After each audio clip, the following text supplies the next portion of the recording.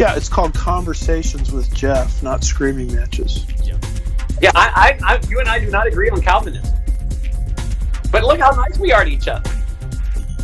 I think it's going to really shock a lot of people, thrill a lot of people. A lot of people are going to have to do some soul searching. It's like, you know what? What are you doing? You're spending all your time trying to destroy another Christian day because you don't understand what's going on, when you should be out there winning people for Jesus. Right. Thank you for the job you're doing. Thanks for being willing to address these kind of issues. They're vital to the church.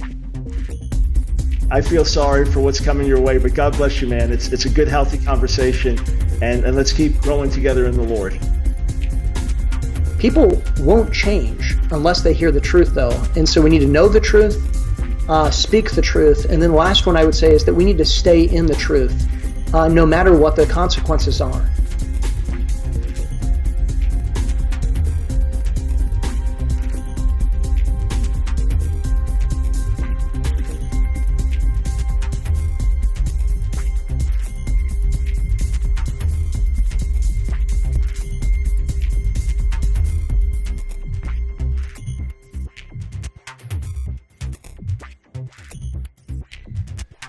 Hey everybody, welcome to today's episode of Conversations with Jeffs. Thank you so much for tuning in. Really quick, just a reminder, go over to Apple Podcasts, subscribe, that way you guys are notified every time we come out with a new episode. And then also just a reminder, we are in pre-orders of our book, Church and State, How the Left Used the Church to Conquer America. We've got a bunch of great contributing authors to that book, including Pastor Greg Locke, Dr. Michael Brown, Denise McAllister, Pastor Kerry Gordon, Pastor Ken Peters, just a bunch of awesome, great conservative Christian voices, really taking a look at the strategic move of the left and the Marxists really infiltrating the church, because the thing is that the church is the last defense against the downfall of our country. So check that out, gatekeepersonline.com/church and state. Use code Jeff at checkout for 10% off, as well as a free ebook, Why I'm Pro-Life by Pastor Sam Jones. So some great resources for you, and it's just another way that we can get something in your hands to really get you guys educated and that sort of thing. So really excited about today's episode. We're bringing back Dr. Cal Beisner from the Cornwall Alliance. Cal, welcome back. Glad we can sit down, and today's going to be an interesting topic, dealing with social justice and everything going on with the election and just society and culture and all that kind of stuff. But Cal, welcome back. I'm glad we could sit down and chat again. Thanks very much. And really, this is an extraordinary time in American history, an extraordinary time in world history. And we have some really, really serious issues at stake in terms of, our Christian commitments to doing justice, to loving mercy, and to walking humbly with our God. When we walk into the ballot, fill out the ballot, right? Into the ballot booth. Yes. Yes. And unless you're in the state of California where it's practically banned. Right. Yes. Yeah. So yeah. And I think specifically in 2020, I think that this issue of dealing with what justice actually is, this question I think has really exploded, because when you look at the left and you look at the right, I feel like we have different interpretations, and then also when you look at the secular world versus the Christian world, we have very different views and very different interpretations, not only of what should we be doing, what's our responsibility, but what even is justice. We can't even agree on a definition. So from your perspective, just so we can get it out there in the open, can you define actual justice for us? That way, at least everybody's like, okay, we're on the same page. Yeah. Well, as you know, and I think you've read it, I do this in my booklet, Social Justice versus Biblical Justice, How Good Intentions Undermine Justice and Gospel. And in there, I give kind of the results of a very, very lengthy study of all the different uses of the Hebrew and Greek words for justice, for righteousness, just, right, claim, law, etc. And in light of all of those, I define biblical justice this way. Justice means rendering impartially and proportionally to everyone his due in accord with the righteous standard of God's moral law. So that incorporates 4 criteria The first is impartiality. We don't play favorites. We apply all the laws equally to all the people in the relevant circumstances. And the second is proportionality. Let's see, you don't execute somebody for petty theft, but you don't do a slap on the wrist for first-degree murder, right? The third is desert. That is, we look for what is due to somebody, not for what we happen to wish, not for what we would like to give out of mercy or grace. And mercy and grace are very good things, but they must not be confused with justice. But justice says, what is deserved here? And that depends on conduct. And you measure that conduct by the moral laws of God, the righteous standard in conformity to which just actions must be. And so you get that summarized, for example, in the Ten Commandments. And so when we understand that definition of justice, then we can begin to see that what goes by the name of social justice tends to play favorites. It says, okay, we're going to do special things for this group that we're not going to do for that group. It tends to lack proportionality. It gives major rewards where none have been earned. It might mete out punishments where no punishment has been deserved. And it tends to ignore the question of desert. And finally, it really has a tough time providing standards by which to determine who is due this and who is due that. So social justice is really, in the end, injustice. It is the exact opposite of justice. As I mentioned, I've discussed this in my booklet, excuse me, social justice versus biblical justice. And the Cornwall Alliance for the Stewardship of Creation, which is the ministry that I lead, will gladly send a free copy of this as our way of saying thank you for a 100% tax-deductible donation of literally any size. I mean, it can be as small as somebody wants. I mean, we'd like it to be generous, of course, but literally any size. All the folks need to do is go to cornwallalliance.org. That's cornwallalliance.org. Click on the donate button, fill out the donation form, and then in the comments field, just write in social justice. And we will be glad to send a free copy of that booklet to them as our thanks. 100% of the gift will still be tax deductible. Yeah, and I highly encourage everybody to take advantage of that, and I'll make sure that it's in the notes and all that kind of stuff for the show, so that way you guys can just click on it and go right there, and you guys can make sure you guys get a copy on that, because it is important that we actually, especially as Christians, really dive into this issue, because there's a lot of implications, I feel like. Obviously, in 2020, a lot of what everybody's focused on specifically is the election, but there's also the spiritual aspect of this, of dealing with the gospel. And if we don't understand what true biblical justice is, I don't even know if we can truly understand what the gospel is. And I think that's really where this is so vitally important. Yeah, absolutely. If you read carefully, particularly any of Paul's epistles, but especially, say, the epistle to the Romans or the epistle to the Galatians, Paul makes a very, very strong case that our being forgiven by God, our being declared righteous in his sight, that is, our justification, hangs not at all on anything that we deserve, anything that we have earned by our good works. It hangs 100% on what Christ has deserved by his good work of perfect obedience to the law, and by his good work of sacrificing himself as our substitute to bear the penalty for our sins. So that's the justice side. And then the grace side is this, that payment of the penalty for our sins can be applied to our account. It is, Paul uses the term, imputed to us by grace alone, which is by an absolutely undeserved kindness, indeed a kindness contrary to what we have deserved. And the way that we receive it is by faith alone, not by doing any kind of good works to earn it. Now, if we don't understand the difference between justice as what we've deserved and grace as what we not only haven't deserved, but a benefit that is contrary to our deserts, if we don't understand that distinction, we can't understand the gospel, and the real gospel disappears.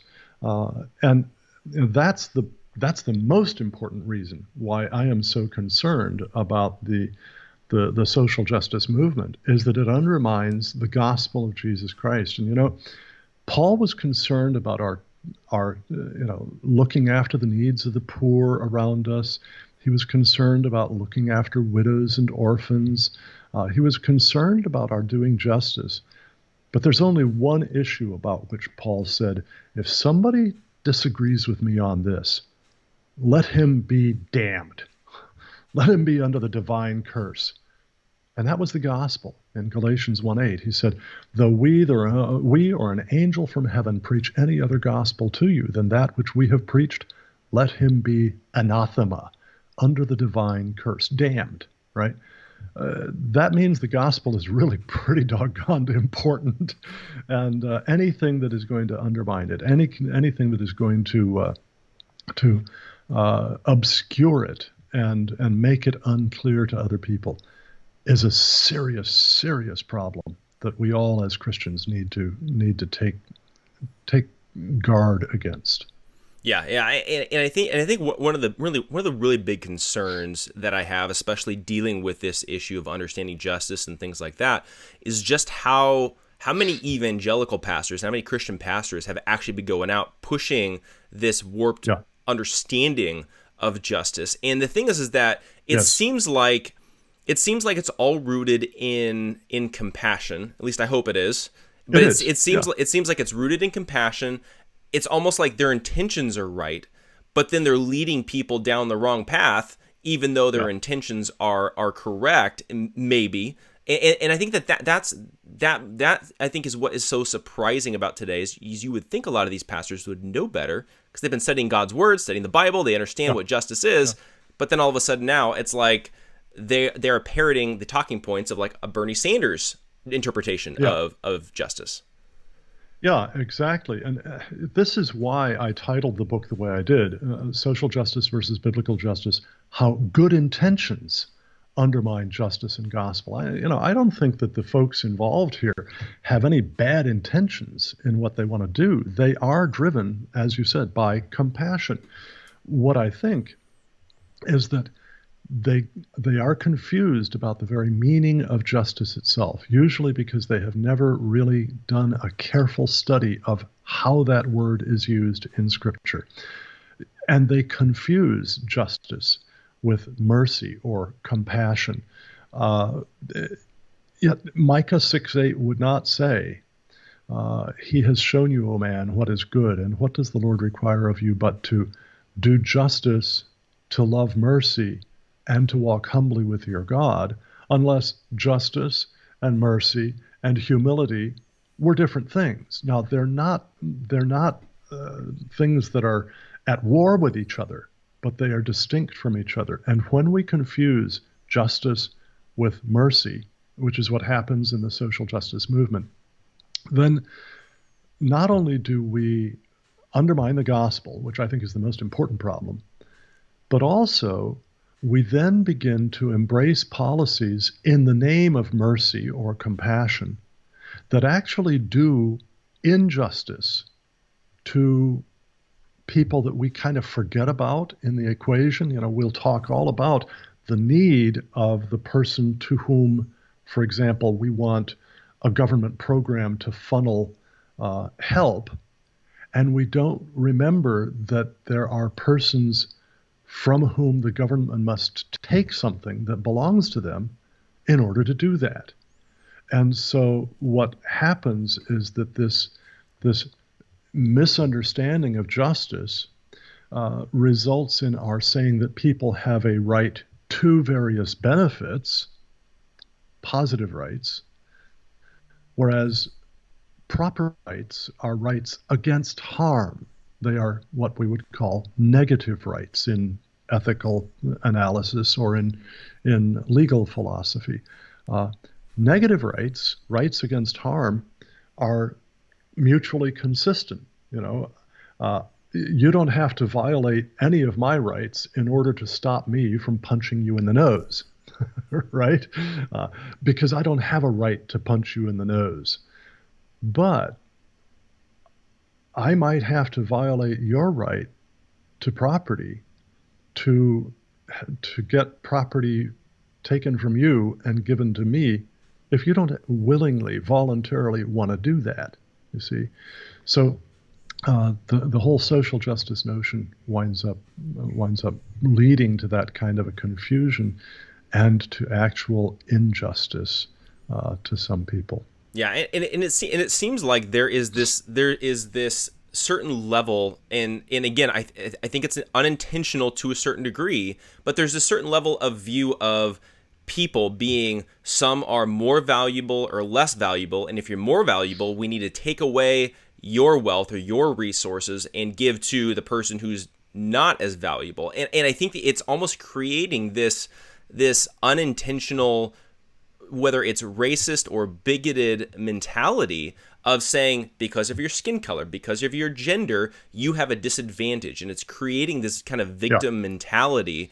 And I'm not necessarily saying that, like, especially pastors that are diving into this and falling into this, that this is their motivation or their reasoning, but it seems like that's the logical conclusion, is now you are putting value on somebody based on these intrinsic, traits of somebody. Sure. And I see that as very dangerous and very antithetical to the gospel. Yeah, I do. To the gospel, to social cohesion, to, frankly, people living at peace with each other. What it does is it stirs up resentment. It focuses on what divides us rather than on what unites us. And I think that's all dangerous. Just recently, a group put out a new statement called Pro-Life Evangelicals for Biden that says, look, we are all pro-life, and we're firm on that issue, but we think that things like poverty and lack of adequate access to health care and smoking and climate change and racism, these are all pro-life issues too. And Biden lines up more with our thinking on those issues than does Trump.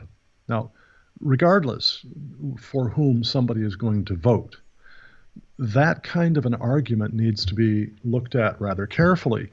You can look at all of the standard dictionaries, look up the term pro-life, and every one of them defines it in terms of opposition to abortion. Now, there's something very important to recognize about abortion. In abortion, every successful procedure results in the intentional killing of a human being, not in some minor or even major reduction of health, and certainly not in the accidental killing or reduction of health of some human being, in the intentional killing of a human being. Now, in poverty, in smoking, in climate change, in lack of adequate access to health care, in racism, these things may indeed, in some instances, lead to some reduction in physical health. They might even, in a few instances, lead to death. But in none of those instances do you have an intentional killing of a human being. And, in all my years as a seminary professor, teaching ethics, teaching the course in ethics required for all of our pastoral candidates, I never saw an easier distinction to make between intentional and unintentional acts on the one hand, and between killing on the one hand and perhaps reducing someone's health on the other hand. Those are very, very clear. I mean, that's first week of Ethics 101 in seminary. And unfortunately, we have these people who are calling themselves pro-life evangelicals for Biden, who are failing to make that fundamental distinction. And just as the social justice movement wrongly defines justice and sets it off against biblical justice, so also the so-called consistent pro-life movement, right, which uses the very innocuous language that's saying, yeah, human life is sacred from womb to tomb. Okay, of course that's true. And what it entails is that we should never intentionally kill another human being except with just cause. And of course, Scripture gives us one just cause: whoever sheds man's blood, by man shall his blood be shed. Genesis 9:6. Just warfare, self-defense, these are instances in which you might intentionally take another person's life, and it wouldn't be wrong to do it. But to just simply do it willy-nilly, of course, is wrong. But to say that opposition to climate change, or opposition to abortion, or support for universal health care, or support for a universal basic income, to call those things pro-life is to make that simple, elementary mistake of failing to distinguish between intentional acts and accidental acts, or even totally unintended consequences on the one hand. And it's also to make the mistake of failing to distinguish between killing and perhaps doing some much lesser harm. And so this so-called pro-life, whole pro-life movement undermines the meaning of pro-life. And so it also undermines the pro-life movement, and it makes it more difficult then for us to bring into positions of authority where we might actually change some laws, people who are truly pro-life. I mean, imagine for a moment that Biden wins the election, and look at his platform.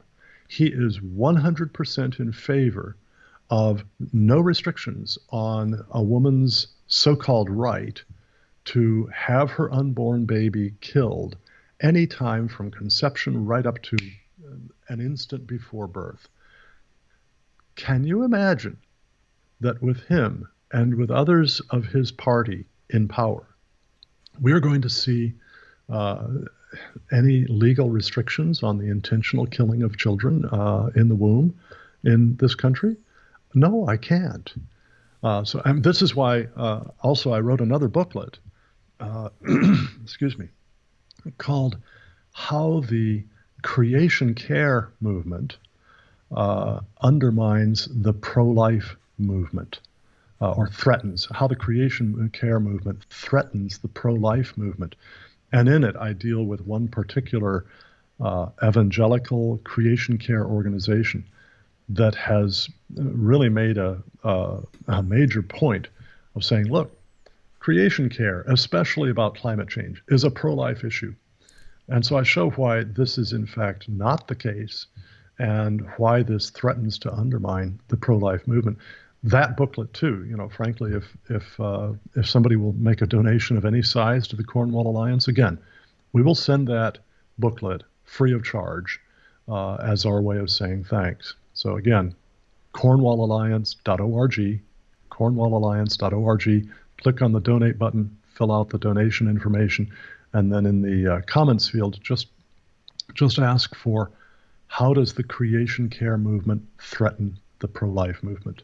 Yeah, and it's such an important distinction to make as well when it comes to like definitions of words. And I feel like one of the things that we've really seen over the last few years, especially is the redefinition of terminology and words by the left. And absolutely. It goes with the pro-life side of things. It goes with it goes even down to the definition of rape when it came to Me Too. It comes down to the definition of racism, white supremacy, Nazi, Hitler. Even it's like we see these redefinitions. Well, the latest, of course, Jeff, is the definition of pack the court. That's very true. That's very true. Back in the Roosevelt administration, the FDR administration, when the Supreme Court wasn't yet rendering rulings that FDR liked for his New Deal, he threatened to add a whole bunch more justices to the Supreme Court, picking only people who agreed with him about the New Deal, and that got termed packing the court. Well, now Biden and others on the Democrat side have said that Trump is trying to pack the court by having nominated a replacement for a deceased member of the court. Now, that's what every president has done all along, and that's what every president is supposed to do, is to nominate replacements for justices who retire or die. So, Humpty Dumpty said, when I use a word, it means whatever I want it to mean. That's just, that's exactly what's happening here.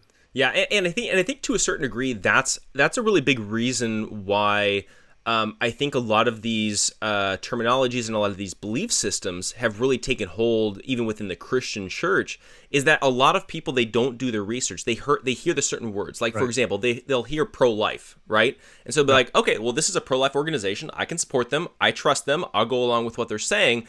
And you can point to a whole host of other issues that are very similar, but it's always these redefinitions that trip us up. And and I think that's where there's such little resistance to a lot of these leftist viewpoints. Yeah, one of my favorite quotes of all time, and this is the kind of thing that most people will just think, oh, that's nerdy, but it was by the Christian philosopher Gordon H. Clark, and he wrote, actually somewhere deep in his book Religion, Reason, and Revelation, he said, strict definitions and strict adherence to them are essential to intelligible communication. And that's so, because if you and I are using the same sound, we're making the same sound with our voices, but we mean very different things by it, we will misunderstand each other. And not necessarily because either one of us is trying to confuse or deceive the other. So we need to define our terms carefully. And unfortunately, there is a whole movement that is dedicated to not doing that. In fact, the woke movement, particularly the white privilege, white guilt, white fragility movement, and the movement in opposition to so-called male hierarchy, specifically defines, which is rather ironic, defines the insistence on strict definitions and the insistence on logic as white male supremacy values. Gee whiz, all right, so let's assume that's the case. Then therefore anything can mean anything, and logic isn't important. So if somebody from that movement says, well, look, your insistence on careful definitions and on valid logic is just white male supremacy in action, then I can reply, oh, I see. What you're saying is that my insistence on careful definitions and valid logic is universal truth for everybody. And the person goes, that's the opposite of what I said. And then I say, well, but according to what you said, it's perfectly fine for me to redefine everything you said. Yeah, and that's the crazy thing, is that like for example, like again, I'm out here in communist California, and you can't walk 10 feet without bumping into a liberal. And the thing is that when it comes down to it, like I'm hearing a lot of people saying, well, that's white supremacy. That's your male privilege. This is rooted in white supremacist colonialism, and you're talking about like what kind of food you eat, and it's this craziness. But people are buying this. Like, what is it about our society today where millions and millions of people are buying into this garbage? Yeah. Boy, what exactly lies at the root of this? In a fairly simple historical analysis sense, one could simply point to the Frankfurt School of cultural Marxism, the intentional undermining of basic values of Western thought, what we might call Christian thought, values of the importance of truth, the importance of logic, the importance of clear definitions, the importance of impartiality and how we treat other people, all of these sorts of things. The Frankfurt School sets out intentionally to destroy all of that and to replace it with a postmodern kind of a social justice approach. So we can look at that in terms of the history of ideas, I suppose. But in the end, as Christians, I think we need to look a little more deeply than that. Jesus says that the devil is a liar. He's been a liar from the beginning. In Genesis 3, we see him lying to Eve, telling her that if she'll eat of the tree of the knowledge of good and evil, she will become like God. Knowing, that is, getting to determine good and evil. We read in Proverbs, woe to those who call evil good and good evil, darkness light and light darkness. We have to recognize that there is a spiritual undergirding to this. There is a spiritual warfare aspect to all of this. And for that reason, we need to not only confront this kind of thing with logic and good argument, we need to confront this kind of thing with diligent prayer. I mean, very, very serious, fervent prayer, because the weapons of our warfare are not carnal, but are spiritual, to the tearing down of strongholds and the refutation of every argument that sets itself up against God. So that's what I think is really at the root of it. Yeah, and I think it's important too that I think a lot of times we get wrapped up in the politics of everything and in the physical world and all that kind of stuff. But I really feel like a lot of what we're seeing it really is rooted in a spiritual battle as well. You even just look at the Democrat platform. It's very anti-God. It's very anti anything biblical. It's redefining biblical terminology. It's redefining, virtually everything that we're supposed to stand for as Christians.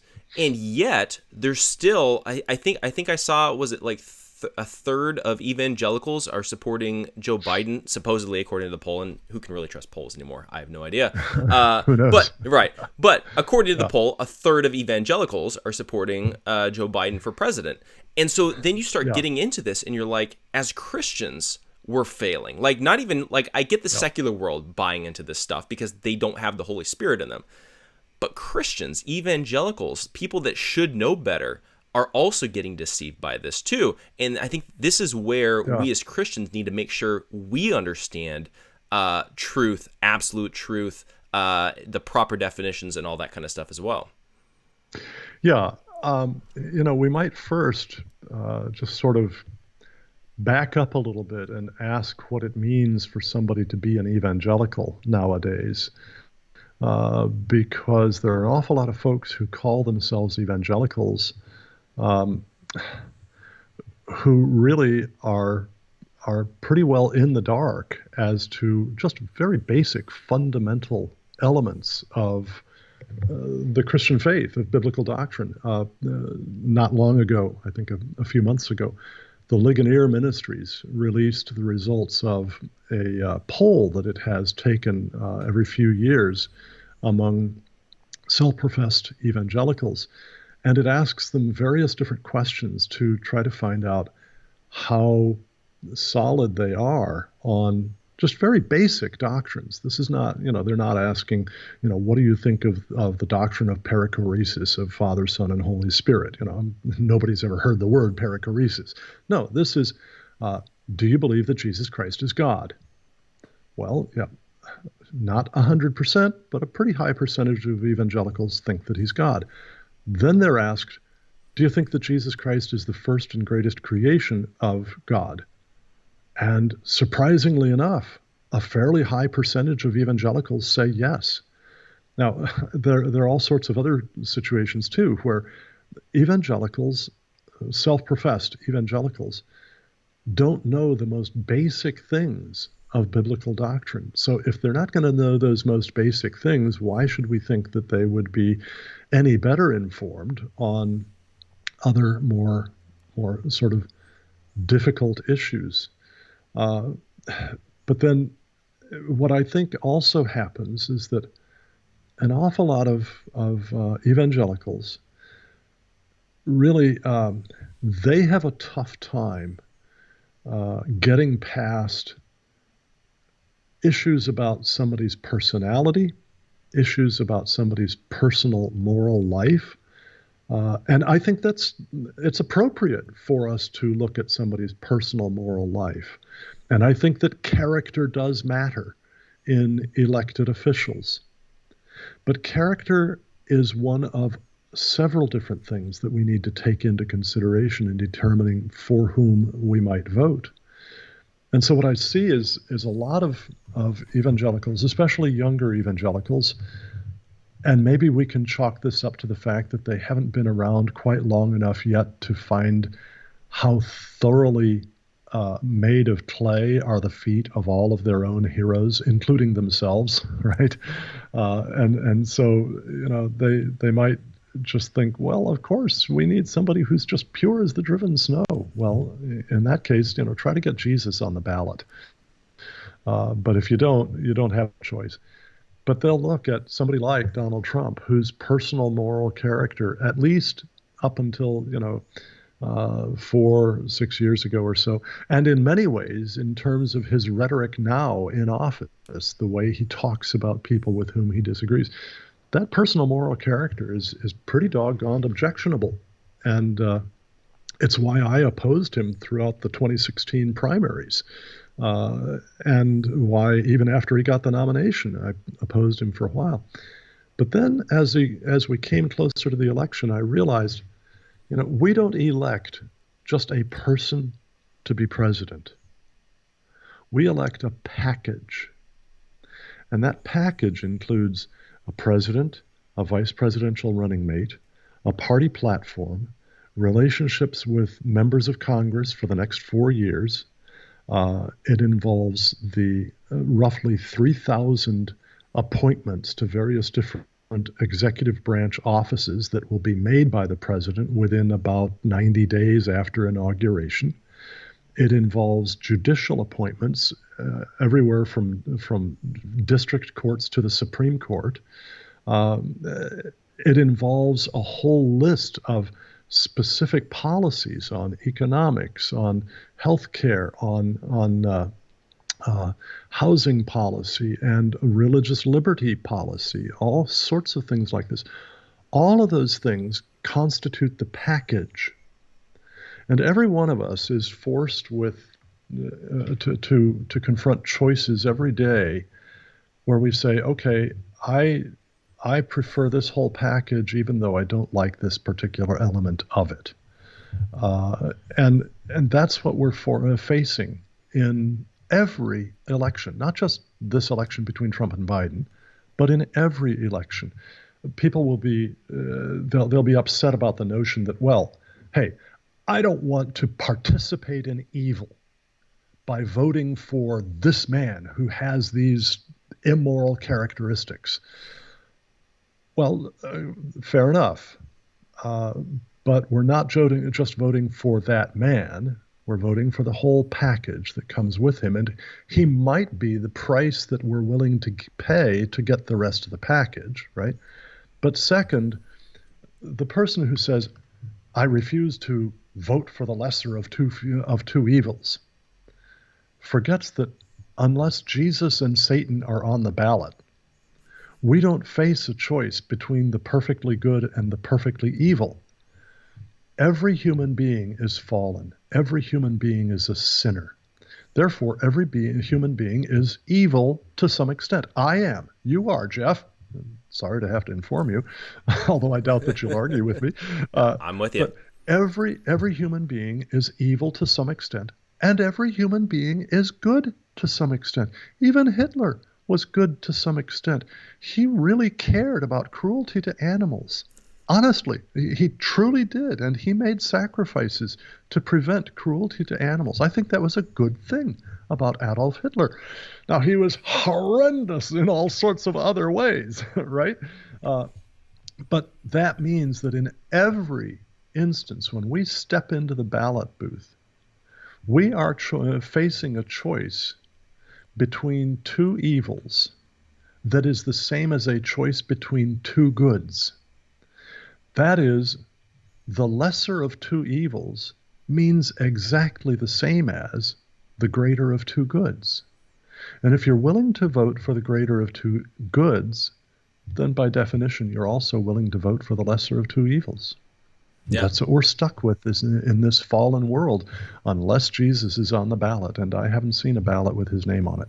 Yeah, last I checked, although I'm sure that there's a handful of people that will write him in, in every election. But I think specifically when it comes to this issue of Donald Trump, and it seems like, and like you were saying, people can't get past his personality, and it's really interesting too, talking to a lot of my more progressive friends or liberal friends, where they may agree with something that he does, but they can't get past the way that he talked about it, or they liked Obama because when there was a tragedy, he had a tear in his eye, and you felt like he was going to come hug you, but they don't feel that emotional connection to a Donald Trump.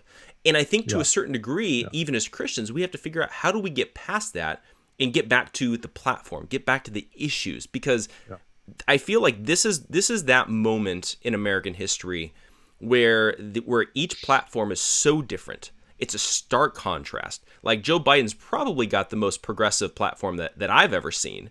And Donald Trump is pretty pro-America, pretty pro-freedom. It's a stark contrast. We have a choice, but it's like people can't get past the personalities. Yeah, and one of the great I always get these weird sources for things, but a man named R.C. Trench, back in the 19th century, wrote a book called Synonyms of the New Testament. And in the preface to that book, for whatever reason, he wrote that hell is paved with good intentions is the queen of the Proverbs. All right. Now we more typically hear that as the road to hell is paved with good intentions, but the original version was hell is paved with good intentions. And what that is, it's a reminder to us that good intentions are no substitute for good policy, for actual good outcomes. People hear the phrase, the law of unintended consequences, and that's a really harsh law, because what it says is the choice you make will have the consequences it has, regardless whether you want those consequences or not. What that means is that we have to be really careful to ensure that we have looked carefully at the concrete outcomes of the policies that we endorse. Similarly on this, the black economist Walter Williams, in his book, The State Against Blacks, in which he examines all kinds of different federal policies that were supposed to help black Americans. And he shows that in every single instance, it's not even 80% or something like that. 100% of the instances, every one of those policies, no matter the good intentions behind them, had the exact opposite consequences from what were intended. And so in an end note to that book, earlier I quoted a preface, here's an end note. He wrote one of the most brilliant sentences I've ever read. He said, Truly compassionate policy requires dispassionate analysis. That is, if I'm going to find out the kind of policy that really truly helps, I have to set my passions aside. Not permanently, not throughout my life, okay? But in making the determination, what will this policy really do? I have to forget my passion for the consequence I want and replace it with dispassion in looking at the actual effects of the policy. That's really hard to do, but it's something that all of us as Christians need to train ourselves to do. It's actually an application of 1 Thessalonians 5:21, where Paul says, test all things, hold fast what is good. So if I say, well, I'm wanting to do this in order to help people of color in America, that's a totally noble motive. That's a wonderful idea. But let's carefully look at whether this will really help or whether it might instead hurt. I want to defund police to help Black Americans in the inner city. Boy, go talk to some Black Americans who live in the inner city. Ask them if they want more or less police protection. They want more, not less. And they want it because they know they need it. Yeah, and again, it comes back to the way that a lot of these policies are always put out there is that you either have to support this or you're against whatever class of people that they're targeting, whether it's Black Americans, women, whatever it is, and and we're getting now to where we're getting back to this redefinition of bigotry and racism and all that kind of stuff, and they'll say, if you don't support defunding the police, that means that you're racist. If you don't support racial reparations, that means that you're racist. It's this constant thing. So then, even as Christians, how do we overcome those kinds of arguments and those kinds of accusations? Because it seems like that's the thing that everybody's so terrified of being labeled those, even though it's a mislabeling and a bad definition. Yeah. How do we respond to those things? Well, on the one hand, we can say, look, we bring out the facts as well as we can, and we hope that those facts will persuade people. Yeah, but unfortunately, facts don't always persuade people all that well. What else can we do? Well, we can remind people that attacking somebody's character is no substitute for a fact-based and logical defense of a particular position or fact-based and logical critique of another position. We can do that. But again, there are an awful lot of people who are thinking more with their feelings than with their intellects. And those tactics, sad to say, don't always work terribly well. In the end, Jeff, I think what we need to show is real love. Love rejoices in the truth, Paul tells us in 1 Corinthians 13. But love is also patient and kind. It's not easily offended. It doesn't keep record of wrongs. And so, as you and I suffer the attacks of those who question our compassion because we reject some particular policy, we need to not be easily offended by that. We need to be patient with it. We need to not keep a record of that wrong that somebody else has done. And we just need to show ourselves to be like Jesus. He was the one in whom all of the characteristics of love in 1 Corinthians 13 were embodied. He was the one who embodied all of the fruit of the Spirit: love, joy, peace, patience, kindness, gentleness, goodness, self-control, faith. All of these things, Jesus embodied them, and we need to be like Jesus. We need to be winsome to those who think they disagree with us and who just might discover if they got into a peaceable dialogue with us, might discover that we actually hold a whole lot more in common than they think. Yeah, and I think that's an important reminder too. Just in general, I think with Americans in general, I think a vast majority of Americans agree on the majority of our freedoms and liberties and things that are provided for us in the Constitution. If you take away the personalities, and I think that's something that's important. And then I think the same goes to a certain degree within Christianity, because there is a lot of division based on personalities and which pastor you follow and all that kind of stuff. But at a certain point, if we can take all that away and get back to the truth and get back to facts and get back to Scripture or the Constitution in the United States sense, I think we could actually make some progress. It's just a matter of getting to that point. Yeah. Yep. Civil discourse is very important, and unfortunately, it's a fairly rare thing today. And we need to be, I think, at the forefront of renewing that. Yeah, absolutely. So Dr. Cal, how can people be following you, what you're writing, get more information and all that kind of stuff? Okay. I'm the national spokesman and the founder of the Cornwall Alliance for the Stewardship of Creation.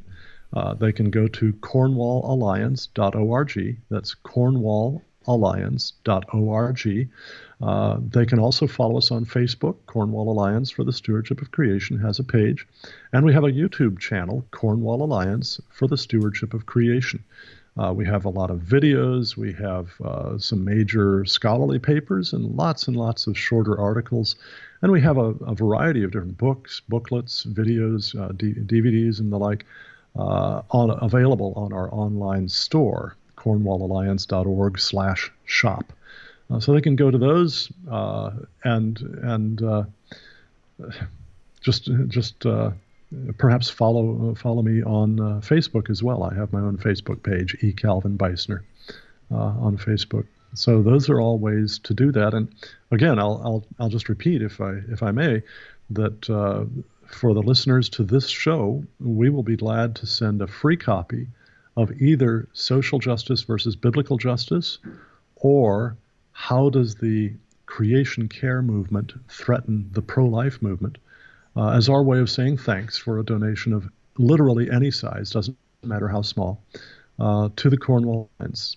To request that, just go to cornwallalliance.org, click on the donate button, fill out donation information, and then in the comments field, write either social justice or creation care movement threatens the pro-life movement.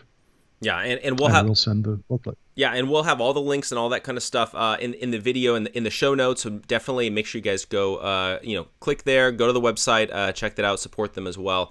But Cal, I really appreciate you coming on. Had a blast diving into this. It's always fascinating dealing with a lot of these kind of current events and what's going on, but really diving into the mentality behind it. I think it's so important for us to understand. Thank you very much for the privilege, Jeff. I really appreciate it, and appreciate your educational work in the Christian community. It's solid stuff. Well, thank you very much. Really appreciate that. And then everybody else as well, just a reminder, if you guys would like to support what we're doing here with the Gatekeepers, you guys can go to gatekeepersonline.com/plugged-in. That's our membership program. With that, you're going to get access to the recording of our Destroy Social Justice conference. You'll get access to the ebook version of our book Social Injustice, which deals with a lot of stuff that we're talking about today. 30% off of everything in our online bookstore, all that kind of stuff. So go to gatekeepersonline.com/plugged-in. Again, it's just a simple way you guys can help support us a little bit as well. And then, thanks so much for tuning in, and we will catch you guys next time.